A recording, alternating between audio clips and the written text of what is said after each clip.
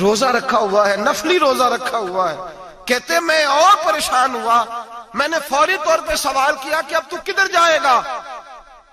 تو کہنے لگا اب میں کہیں نہیں جاؤں گا، میرے ایک دن کا خرچہ میرے ماں باپ نے جو ڈیوٹی لگائی ہے وہ 3 دینار ہے، پورا ہو گیا ہے. اب میں باقی جو وقت بچے گا یا قرآن پاک کی تلاوت کروں گا یا محمد عربی پہ درود و سلام پڑھوں گا. میں نے کہا افطاری کر لینا. کہنے لگا مجھے مسجد بتا دو، میں جا کے اللہ اللہ کرتا ہوں، مجھے شام کو لے آنا. افطاری ہمارے ساتھ اس کی طے ہو گئی، مسجد چلا گیا. مغرب بعد لینے گیا تو کہنے لگا عشاء کے بعد آنا، اب تو میں نے پانی سے افطار کر لیا، کھانا کھانے جاؤں گا تو جماعت رہ جائے گی. کہتے ہیں عشاء کے بعد میں لایا، اس کو کھانا کھلایا. رات گہری ہو گئی تو میں نے کہا تو سو نہیں جاتا؟ میں نے لگا کوئی عرض نہیں، کبھی دور مزدوری کرنے نکل جاؤں تو رہ بھی جاتا ہوں، گھر والوں کو پتا ہے. کہتے میں نے مسافر خانہ کھولا، یوں سمجھیے ڈرائنگ روم بیٹھک میں نے کھولی، اس کو سلا دیا. میں اور میری بیوی اپنی معذور بیٹی کو روٹی دینے گئے اور ہم نے جا کے اس کو کھانا کھلایا جو ٹانگوں سے معذور تھی، اور ساتھ کہا کہ بیٹی آج بڑا پرہیزگار جوان ہمارا مہمان ہے. آج چڑھتی جوانی اور تقوی کی روشنی اس کے چہرے سے چمکتی ہے. کیا بات ہے، بڑے ہی اچھے گھرانے کا تربیت یافتہ ہے. کہتے ہیں بچی کو کھانا کھلا کے لوٹے، اپنے کمرے میں سو گئے، بیٹی اپنے کمرے میں لیٹ گئی. ترس گئے تھے کہ بیٹی قدموں پہ چلے. تہجد کا وقت ہوا تو دروازے پہ دستک ہوئی. بڑی بے چینی کے ساتھ اٹھے میاں بیوی، کون ہے؟ بیٹی کی آواز آئی ابا جی دروازہ جلدی کھولیں. کہتے ہیں کلیجے پھٹنے لگے، ذہن بکھرنے لگے. سوچے ہیں کہ وہ 2-1 منٹ ہمارے اوپر پہاڑ بننے لگے. دروازہ کھولا تو وہ بیٹی جس کے لیے ترس گئے تھے کبھی چلے گی، وہ اپنی ٹانگوں پہ کھڑی ہے. کبھی دوڑ کے ادھر جاتی، کبھی دوڑ کے ادھر آتی. بیٹیاں پریشانی کا فون کر دیں تو پھر بھی آنسو نکل آتے ہیں، اور بیٹی کے گھر میں خوشی آ جائے تو پھر بھی ماں باپ رو کے ہی شکر ادا کرتے ہیں. ان کے لیے روتے ہی رہتے ہیں. کہتے ہیں میں تڑپ گیا. بیوی بھی رونے لگی، بیٹے یہ کیا ہوا؟ ہم تو مایوس ہونے لگے تھے معاذ اللہ کہ اب تو ٹھیک نہیں ہوگی، کیا ہوا؟ کہنے لگے ابا جی اماں جی آپ نے بتایا نا نیک جوان آیا ہے، نیک آیا ہے، تو میں آپ چلے گئے تو میرے دل میں خیال آیا اے اللہ اگر وہ واقعی نیک ہے تو اس کے صدقے مجھے شفائی عطا فرما دے. یا ایھا الذین آمنوا اتقوا اللہ وابتغوا الیہ الوسیلہ، اے اللہ صحت ہی دے دے. کہتے ابھی میری دعا بھی پوری نہیں ہوئی کہ میرا وجود حرکت کرنے لگا، اور یہ دیکھو میں اٹھ کے کھڑا ہو گئی ہوں. کہتے ہیں ہم لوگوں نے یہ دیکھا تو بھاگے اس کے کمرے کی جانب. جب دروازے پہ ہاتھ رکھا تو دروازہ کھل گیا. آگے گئے تو پلنگ خالی تھا، ایک رکا چھوڑ گیا ہے. کہنے لگا مجھے پتا ہے میری حقیقت کھل گئی ہے، میں تو اللہ کا بندہ ہوں. اگر تمہیں مجھ سے ذرا بھی پیار ہو گیا ہے تو پھر میرے پیچھے نہ بھاگنا، اللہ کی بارگاہ میں جھک جانا، پھر گناہوں سے توبہ کر لینا. کہا وہ تربیت یافتہ جوان آیا ہے اور مجھے بدل گیا ہے. میرے بھائی ماں باپ کی ذمہ داری اولاد کو نکھارنا ہے، ان کو سنوارنا ہے. روزی روٹی کی ذمہ تو اللہ تبارک و تعالیٰ نے لیا ہوا ہے. جو ڈیوٹی اللہ کی تھی وہ معاذ اللہ ہم نے اپنے ذمہ لے لی ہے. اولاد کو رزق حلال کی تربیت کریں، انہیں حکم دیں کہ وہ ہاتھ نہ پھیلائیں، انہیں کہیں کہ وہ محنت کر کے کھائیں، لیکن اصل تو ان کا اخلاق سنوارنا ہے. بچے ہمارے ان کی پوزیشن اتنی خراب ہو جاتی ہے، ہم لاڈ پیار میں اتنا ضدی کر لیتے ہیں. جب جس بچے کا ماں باپ کے ساتھ گزارا نہیں، بتلائیے وہ بیوی کے ساتھ گزارا کرے گا؟ جس کا ماں باپ کے ساتھ وقت نہیں گزرتا وہ بہن بھائیوں کے ساتھ گزارے گا؟ جس کا ماں باپ کے ساتھ وقت نہیں گزرتا وہ کولیگز کے ساتھ وقت گزارے گا؟ کس طرح وہ اپنے آپ کو، میرے نبی کریم سید عالم صلی اللہ علیہ وسلم نے ڈیوٹی لگائی کہ ماں باپ اپنے بچے کی تربیت کریں، انہیں اللہ سے جوڑیں. تکلیف میں وقت گزارا جناب اسماعیل نے. ایک روایت ایسی بھی ملتی ہے کہ 13 سال حضرت ابراہیم پلٹ کے گئے نہیں بیٹے کا پتہ لینے، لیکن جب بھی بیٹے نے ماں سے باپ کے بارے میں پوچھا کہ میرے والد کیوں نہیں آتے تو ماں نے ایک ہی لفظ کہا، بیٹے جناب ابراہیم اللہ کے نبی ہے اور اللہ کے حکم سے ہمیں چھوڑ گئے ہیں. ایسی تربیت، ایسی ٹریننگ بچے کے ذہن کو بدل ڈالا، اسے اللہ والا بنا لیا. اور ہمارے مفسرین نے بحث کی ہے کہ جناب اسماعیل جو اللہ کی راہ میں قربان ہونے کو تیار ہو گئے، ان کے سینے میں جو رب کریم کا اتنا پیار موجزن ہوا کہ وہ گردن کٹانے پہ تیار ہو گئے. تو فرماتے ہیں یہ تربیت جناب ہاجرہ کی تھی، یہ ٹریننگ حضرت وہ فیضان نظر تھا، یہاں کے مکتب کی کرامت تھی. سکھائے کس نے اسماعیل کو آداب فرزندی؟ میرے بھائی یہ جناب ہاجرہ نے تربیت دی. ایک بہت بڑے محدث ہیں، اتنے بڑے محدث ہیں کہ میرے نبی کریم کی مسجد نبوی میں وہ حدیث کے استاد رہے. حضرت ربیعہ بن عبد الرحمن نبی پاک کی مسجد نبوی میں حدیث کے استاد ہوئے. اور حضرت حسن بصری جو جناب علی کے شاگرد ہیں وہ بھی حضرت ربیعہ کے شاگرد ہوئے. حضرت امام مالک جو 70 سال تک مدینہ اور مکہ میں حدیث پڑھاتے رہے وہ بھی حضرت ربیعہ کے شاگرد ہیں. ان کے والد کا نام تھا عبد الرحمن فروغ. تاریخ بغداد میں لکھا ہے کہ بنو امیہ کے دور میں تابعین کے زمانے میں جناب عبد الرحمن بن فروغ گھر سے چلے گئے. ایک روایت ہے بچہ چھوٹا تھا, ایک روایت ہے بچہ ابھی ماں کے پیٹ میں تھا, جہاد کرنے چلے گئے.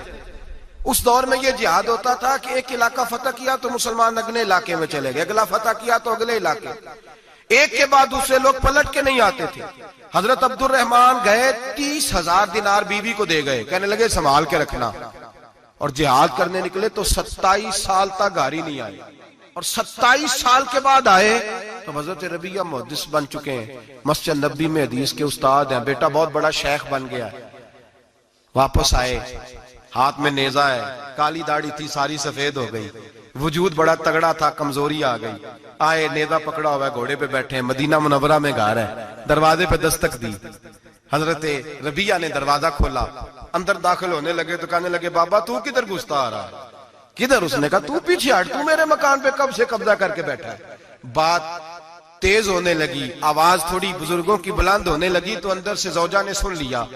وہ دروازے کی اوٹ سے دیکھنے لگی تو پہچان گئی, کہنے لگی ربیعہ پیچھے ہٹ جا, یہ کوئی غیر نہیں, یہ تیرے والد گرامی ہے, یہ تیرے والد ہیں. اندر آئے, باپ بیٹا ملے, عصر کی نماز کا وقت ہو گیا, بڑا روئے. 27 سال کے بعد باپ لوٹا, 27 سال کے بعد بڑے روئے. نماز کا وقت ہوا تو حضرت ربیعہ جلدی سے وضو کیا, مسجد نبوی شریف چلے گئے. جناب عبد الرحمن فروغ نے بھی کھانا وانا کھانا تھا, کھانا کھانے بیٹھے تو حکم دیکھے شوہر کیا کرتا ہے. یہ نہیں پوچھا کہ 27 سال حال کیا رہا, پوچھنے لگے میں تجھے 30,000 دینار دے گیا تھا, وہ کدھر ہے؟ تو زوجہ کہنے لگی کھانا کھا لو, عصر کی نماز پڑھ کے آؤ, پھر بتاتی ہوں پیسے کہاں ہیں. آپ کی رقم بڑی اچھی جگہ پہ محفوظ ہے. کہتے ہیں میں نماز پڑھنے مسجد گیا, عصر کی نماز کے بعد میرے نبی پاک کے منبر پر ایک نوجوان بیٹھا ہے. گھر میں تو ان کا انداز ٹوپی پہننے کا تھا نا, سادے عام لباس میں, مسجد نبی میں جبہ پہنا ہے, سر پہ امامہ ہے, خوبصورت لب و لہجے میں رسول اللہ کے منبر پر بیٹھ کر, نبی پاک کے منبر پر بیٹھ کر, پتہ نہیں آپ کو اس بات کی لذت نصیب ہو رہی ہے کہ نہیں, عام جگہ نہیں, نبی پاک کے حضور کے منبر پر بیٹھ کر نبی پاک کی حدیثیں سنا رہے ہیں. اتنا بڑا مقدر. کہتے حضرت امام مالک جیسے لوگ, خواجہ حسن بصری جیسے لوگ کاغذ قلم لے کے حدیثوں کی سماعت کر رہے ہیں, ان سے درس لے رہے ہیں. جناب عبد الرحمن کہتے ہیں میری نظر اٹھی, کچھ بوڑھا ہو گیا تھا, کچھ اس وقت وہ ٹوپی میں سادے لباس میں تھے, پہچان نہ پایا. ایک شخص سے پوچھا یار ہے تو جوان پر اس کے چہرے کی نورانیت میرے دل کو بھا گئی ہے تو جوان پر اس کا حدیثیں بیان کرنے کا انداز میری طبیعت کو گھائل کر گیا. یہ کون ہے جو نبی پاک کی مسجد میں بیٹھ کے حدیثیں بیان کر رہا ہے؟ تو کہتے ہیں امام مالک کہنے لگے بابا جی چپ کر جاؤ, ہمارے استاد کے بارے میں اونچے لب و لہجے میں بات نہ کرنا, دیکھتے نہیں کتنے کتنے لوگ بیٹھے ہوئے خاموشی سے. تو میں نے کہا مجھے بھی تو بتا دو نا ہے کون. تو کہنے لگے کوئی عبد الرحمن فروغ نام کے بزرگ ہیں, یہ ان کے بیٹے ہیں, ربیعہ نام ہے. کہتے ہیں جب لفظ کہے تو میرے آنسو چھلک کے باہر آئے اور میں حضور کی مسجد میں گر گیا اور رونے لگا کہ یہاں اور میرے رسول پاک سید عالم صلی اللہ علیہ وسلم کے منبر پر اور میرا بیٹا. کہتے میں تڑپ کے گھر گیا اور گھر جا کے میں نے اپنی بیوی کو جب دیکھا تو میرے آنسو نکل گئے. میری بیوی سمجھ گئی کہ یہ میرے محدث بیٹے کو دیکھ آیا ہے. کہتے ہیں بیوی رو کے کہنے لگی میں نے آپ کے 30,000 دینار آپ کے بیٹے کو مصطفیٰ کریم کی حدیث کا استاد بنانے میں خرچ کر دیے. میں نے وہ 30,000 دینار خرچ کر دیے, 30,000 دینار آپ کا بیٹا میں نے. تو کہتے ہیں میں اپنی بیوی کی طرف دیکھنے لگا, میں نے کہا قربان جاؤں, میں اگر اللہ کے دین کے رستے میں تھا تو نے میرے ساتھ نیکی کی ہے, میرا بیٹا بھی دین کے رستے پہ لگا دیا. میرے بھائی اللہ سے جوڑا ان لوگوں نے اپنی اولادوں کو, رب کریم والا بنایا ان لوگوں نے اپنی اولادوں کو. اور پھر جب ارشاد فرمایا کہ چھوٹی چھوٹی برائی, ایک لقمہ حرام سے بھی وہ لوگ بچے. اور پھر جو آیت نمبر 18 نے کہا کہ وَلَا تُصَغِّرْ خَدَّكَ لِلنَّاسِ, بیٹے منہ پھیر کے نہ جا, پھیر کے نہ جا. اگر آپ ناراض نہ ہوں تو ہم تربیت دیتے ہیں, کہتے ہیں اس بچے کے ساتھ نہ پھرا کر, یہ غریب ہے, اس کے ساتھ نہ پھرا کر. وَلَا تَمْشِ فِي الْأَرْضِ مَرَحًا, حضرت لقمان بیٹے سے کہتے ہیں منہ پھیر کے لوگوں سے بات نہ کر اور اکڑ کے نہ چل. إِنَّ اللَّهَ لَا يُحِبُّ كُلَّ مُخْتَالٍ فَخُورٍ, اللہ کو وہ پسند ہی نہیں جو اکڑ کے چلے اور اترائے. ابھی بھی رواج ہے. کہتے ہیں دوستی لگانا تو اپنے برابر کے دوستوں سے، ایسے نہ وہ ہمارا سٹیٹس ہی نہیں، ابھی بھی وہ فرق، جو تو سید بھی ہو، مرزا بھی ہو، افغان بھی ہو، تم سبھی کچھ ہو، بتاؤ کہ مسلمان بھی ہو۔ عاجزی کا درس دیا اپنی اولاد کو، عاجزی کا، ان کو ادب سکھایا، ان کو انکساری سکھائی، لوگوں کے اندر مل بیٹھنے کا درس دیا۔ جو آدمی انکساری والا ہوتا ہے، عاجزی والا ہوتا ہے، یوں سمجھو اسے شہد لگا ہوا ہے، دنیا خود اس کے پیچھے بھاگ بھاگ کے آتی ہے۔ جو سب کے ساتھ اس نے سلوک کرنے کا عادی ہوتا ہے، لوگ اس کے گرویدہ ہو جاتے ہیں۔ لیکن جس آدمی کو آپ اکڑنا سکھا دیں، جس بچے کو آپ کہیں بس تو ہے اور کوئی بھی نہیں، اس کی اپنی زندگی بھی اس کے لیے پریشانی والی ہو جاتی ہے۔ میرے نبی رحمت سید عالم صلی اللہ تعالی علیہ وآلہ وسلم نے ارشاد فرمایا، کسی باپ نے اپنے بیٹے کو جو سب سے اچھا تحفہ دیا ہے وہ یہ ہے کہ اس نے اپنے بچے کو اچھا ادب سکھا دیا ہے، اپنے بچے کو اچھا۔ حضرت لقمان کہتے ہیں بیٹے منہ پھیر پھیر کے باتیں نہ کرنا، زمین پہ اکڑ اکڑ کے نہ چلنا، اللہ کو اکڑنے والے لوگ پسند۔ ہارون رشید نے امام نسائی کی ڈیوٹی لگائی کہ میرے بیٹے کو حدیث پڑھائیں گارا آ کے، تو امام نسائی کہنے لگے یہ نبی پاک کا دین ہے، یہ میں اس کو رسوا نہیں کر سکتا، جس نے پڑھنا ہے میرے پاس آ کے پڑھے، اور جہاں سب بچے بیٹھتے ہیں وہیں پڑھے۔ ہارون رشید کہنے لگا حضور آپ کیا سمجھتے ہیں، میں نے بھی تو آپ کو آزمانے کے لیے یہ جملہ کہا تھا، یہ وہیں آ کے پڑھے گا جہاں سارے غریبوں کے بچے پڑھتے ہیں۔ اب تو روز استاد کٹہرے میں کھڑا ہوتا ہے، اسکول کے استاد کا تو مجھے نہیں پتا، پہلے مدرسے کا استاد تو روز بیچارہ ہاتھ باندھ کے چودھری صاحب نے کہنے سے میرے منڈے نو مارے تو 8,000 کا مولوی ہے، اور میرا بیٹا تو 8,000 کے روز گول گپے کھا جاتا ہے، میرے بیٹے کو تو نے مارا ہے، تجھے اپنی حیثیت کا پتہ ہے؟ روز استاد کٹہرے میں کھڑا ہوتا ہے۔ بچے فری میں، مفت میں، حافظ جی مفت میں حفظ کراتے ہیں، خدا جانے محترم کتنی مشکل سے ادارہ چلاتا ہے، اور بچے کے ماں باپ آ کہتے ہیں بلاؤ مولوی صاحب کو، اس کی طاقت کیسے ہوئی میرے بچے کو مارا ہے؟ وہ مولوی وہ جو کل دانے لینے آیا تھا وہ آج میرے بچے کو مارے گا؟ یہ رویہ ہے ہمارا۔ ہارون رشید بادشاہ نے اپنے بیٹے کو امام نسائی کے پاس پڑھنے بٹھایا۔ ایک دن حضرت کہاں لوگ کہتے بس بس بیٹا ٹھیک ہے، سیدھا سیدھا تو دین سیکھ کے آیا، ایسے کسی درویش کا مرید ہونا اور کسی عالم کی نوکری کرنا، اب تو بالکل ٹھیک ہے، پیر اساں بھی رکھے نے، یہ کہ تیرا طریقہ ہے، تو پیچھے ہی لگ گیا ہے، یہ کس طرح کا تیرا رویہ ہے؟ ہارون رشید بادشاہ، ہارون رشید وقت کا مطلق العنان بادشاہ، امام نسائی ان کے بیٹے کے استاد ہیں، امام نسائی رحمت اللہ علیہ کے پاس بیٹا پڑھتا ہے، ہارون رشید گزر رہا تھا تو بیٹا وضو کرا رہا ہے، شہزادہ وضو کرا رہا ہے استاد جی کو، اور پیر دھلا رہا ہے۔ ہارون رشید گھوڑے سے گزرا تو اس نے دیکھا خانقاہ کے باہر، مدرسے کے باہر استاد جی وضو کر رہے ہیں اور بیٹا وضو کرا رہا ہے، سراہی پکڑی ہے، لوٹا پکڑا ہے، استاد جی پیر دھو رہے ہیں۔ ہارون رشید غصے سے اترا، ساتھ بہت سارے سپاہی تھے، انہوں نے کہا کہ یہ مولوی کو مارے گا، مولوی کو مارے گا کہ تو کس طرح میرے بیٹے سے یہ کام کاج کرا رہا ہے؟ کہتے نیچے اترے اور ہارون رشید نے جا کے نا زور سے ایک تھپڑ اپنے بیٹے کے چہرے پہ مارا۔ بیٹا کہنے لگا ابا جی میری غلطی کیا ہے؟ فرمانے لگے تجھے پتہ ہی نہیں تو کس شخص کے پاس پڑھتا ہے؟ تو پانی ڈال رہا ہے، تیرے استاد کو اپنے ہاتھوں سے اپنے پیر دھونے پڑ رہے ہیں، بیوقوف، ایک ہاتھ سے پانی ڈال اور دوسرے ہاتھ سے استاد کے پیر دھو، تجھے پتہ ہی نہیں کہ یہ شخص جب نبی پاک کی حدیثیں بیان کرتا ہے تو کئیوں کو مصطفیٰ کا دیدار نصیب ہو جاتا ہے۔ یہ پتہ نہیں تو کس محدث کا شاگرد ہے، ایک ہاتھ سے پیر پہ پانی ڈال دوسرے ہاتھ سے دھو، اس لیے کہ باندھ علموں جو کرے فقیری وہ کافر مرے دیوانہ ہو۔ اگر تو نے دنیا میں کامیاب ہونا ہے تو اس سے فیض علم حاصل کر، بیٹے یاد رکھ، اگر تو اس کی بارگاہ میں حاضری دے گا تو آگے بڑھے گا۔ حضرت عمر بن عبدالعزیز کتنا بڑا شخص ہے، ثانی عمر کہا گیا، ثانی عمر کہا گیا۔ حضرت عمر بن عبدالعزیز رحمت اللہ علیہ، حضرت صالح بن کسان ایک محدث تھے مدینے کے، ان کے شاگرد تھے۔ بچوں کو ہم آج ہی کہاں بچے ادب کرتے ہیں، اساتذہ کہاں ادب کرتے؟ ایک اسٹوڈنٹ مجھے کہنے لگا جی ہم ادب کرتے تھے جب تک استاد ٹیوشن نہیں لیتے تھے، اب استاد بھی تو ٹیوشن لے کے پڑھاتے ہیں۔ اور میں نے کہا خدا کے بندے کیا دے سکتا ہے تو استاد کو؟ حضرت علی فرماتے ہیں جس نے ایک لفظ پڑھایا مجھے گلی میں کھڑا کر کے بیچ بھی سکتا ہے، تو نے قیمت کیا ڈالی ہے؟ استاد کچھ بھی کر لے، استاد نے تو استاد ہی رہنا ہے نا میرے بھائی، لیکن وہ لب و لہجہ ہمارا موجود ہے۔ مجھے ایک دفعہ میرے کالج کے لوگوں نے بلایا، کہنے لگے آپ یہاں بھی پڑھے ہوئے ہیں اور مدارس میں بھی، تو ذرا فرق بیان کریں کالج کا اور مدرسے کا، کچھ بیان کریں۔